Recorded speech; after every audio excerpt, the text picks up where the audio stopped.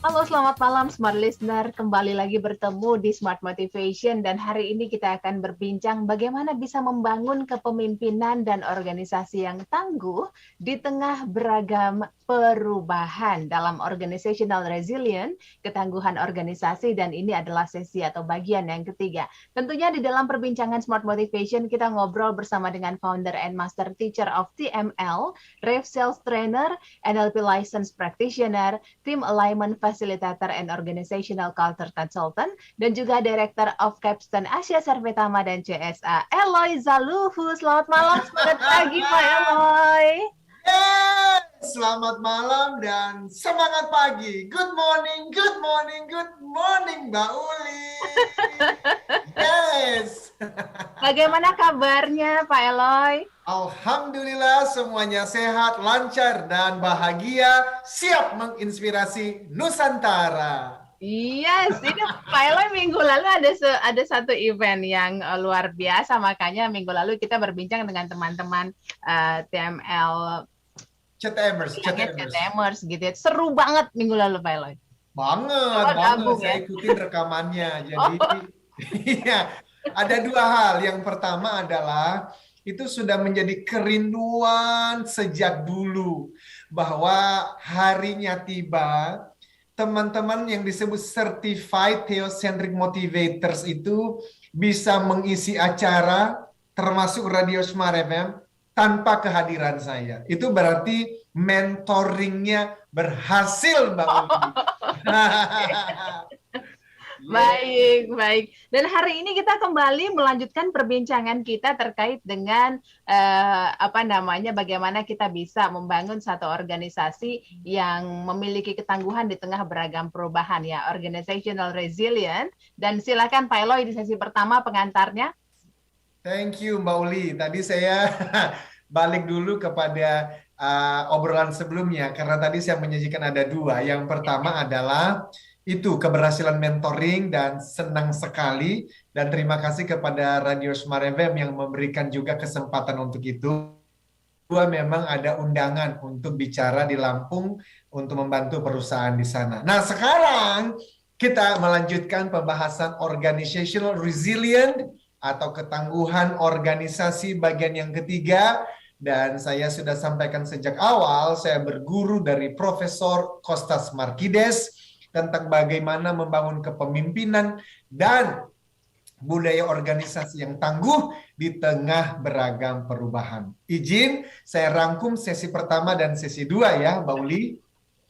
Sesi pertama kita menyimpulkan bahwa menasihati, bahkan memarahi seorang anak atau anggota tim supaya ayo berubah dong perilakunya seperti yang papa mama harapkan atau seperti yang diharapkan oleh pemilik perusahaan atau pemimpin perusahaan atau manajer direkturnya tidaklah cukup. Dengan memarahi tidak cukup, menasihati tidak cukup, mengajak trainer untuk datang bagus. Jadi apa dong yang harus dilakukan? Maka kita sudah menyimpulkan kita harus secara sengaja Mbak Uli membentuk, membangun hingga memiliki lingkungan atau budaya organisasi yang tepat untuk mendukung, mempromosikan, menguatkan, dan membiasakan perilaku-perilaku yang kita inginkan ada dalam keluarga atau ada dalam tim atau ada dalam perusahaan kita. Contoh, perilaku inovatif, service excellence, teamwork, disiplin, hard work, integrity, akhlak yang baik itu harus secara sengaja dibangun. Itu rangkuman sesi pertama, Mbak Uli. Oke. Rangkuman sesi kedua bicara mengenai tujuannya apa nih ketangguhan, agility, resilience, kelincahan ini? Maka kita mengatakan, sama seperti kecantikan, ganteng. Sebenarnya kan memang menjadi ganteng atau cantik menyenangkan sih, tapi cantik dan ganteng itu sendiri nggak ada nilai manfaat di dalam dirinya. Karena cantik atau ganteng hanyalah modal awal yang memungkinkan seseorang melakukan hal-hal lain, misalnya menjadi model terbaik atau aktor aktris, dan seterusnya. Nah, sehingga waktu lalu kita bertanya dan kita menjawab. Lalu apa dong yang dibutuhkan untuk membangun ketangguhan organisasi itu? Maka kita bicara ada dua hal secara cepat. Yang pertama adalah clarity dan yang kedua adalah mindset. Now, clarity is the key, ladies and gentlemen. Kejelasan adalah kuncinya. Kalau pimpinan berkata, ayo kita harus out of the box loh. Ayo kita harus kreatif. Maksudnya apa?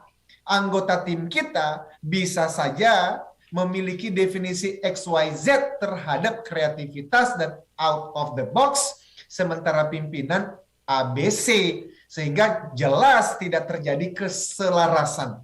Jadi kesimpulannya, keselarasan selalu didahului dengan kejelasan. Clarity dulu, baru alignment terjadi. Dan terakhir, kita bicara mindset, bahwa ya perusahaan yang melihat krisis sebagai peluang, itulah yang berhasil. Jadi peluang juga sebagai krisis. Krisis juga sebagai peluang. Jadi tidak boleh hanya ini krisis. Tidak boleh ini gagal, ini peluang.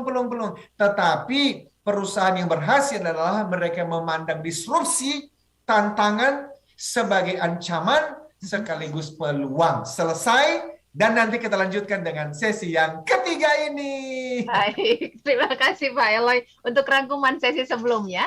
Nanti kita lanjut di sesi berikutnya, apalagi yang perlu kita perhatikan setelah tadi ada clarity, ada mindset di situ, kalau kita berbicara mengenai ketangguhan organisasi. Kami ajak Anda berdiskusi, Smart Listener, silakan kami nantikan lewat WhatsApp di 0812 11 12 959, juga melalui YouTube channel kami @Radio Smart FM. Kita jeda sejenak, Smart Motivation akan kembali setelah yang berikut.